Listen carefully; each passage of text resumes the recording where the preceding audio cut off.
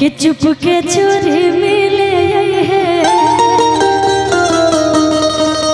मिला में तमाजा तेरे और एक और कि तोरे नम के टैटू अरे जान रे हाथा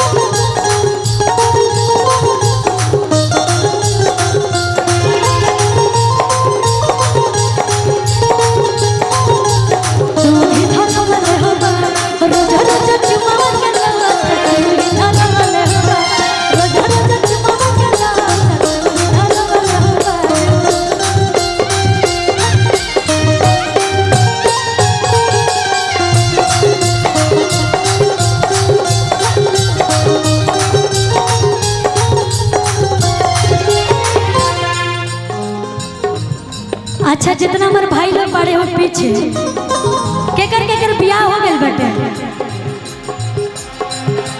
अच्छा उतने सारे लोग में किसी का शादी नहीं हुआ, सब कुंवारे लोग बैठे यहाँ पे। वो जो टोपी लगाए चाचा जी शादी हो गया है। देखिए इतने लोग में इतने हमारे हमको ईमानदार प्रत्याशी मिले जिनका शादी हो गया है। हाँ किसका किसका शादी नहीं हुआ है तनी वो लोग हाथ उठाएंगे। अच्छा बताइए अभी पूछे किसका किसका शादी हो गया, कोई नहीं उठाया। अब बोले किसका किसका शादी नहीं होता, हमारे चाचा जी भी हाथ उठा रहे हैं कि मेरा भी शादी नहीं। के को शादी करने का विचार है अभी चाचा जी आपको? 3 गो है राम। क्या बोले अब आपको शुभकामनाएं दें या फिर? मेरे पास तो कोई वर्ड ही नहीं है। कोई बात नहीं, आपकी मर्जी है, अब क्या करिएगा वो तो चाचा ही बताएंगे आपको कि क्या करना है। कहीं आप कैमरे में कैद हो गए तब तो हो गया कल्याण आपका। कि तू लाख छुपे में प्यार बके,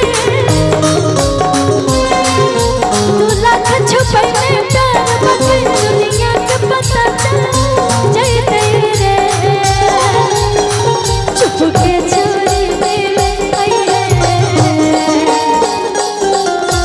के चोरे मिला में तमाजा के चोरे मिला में तमाजा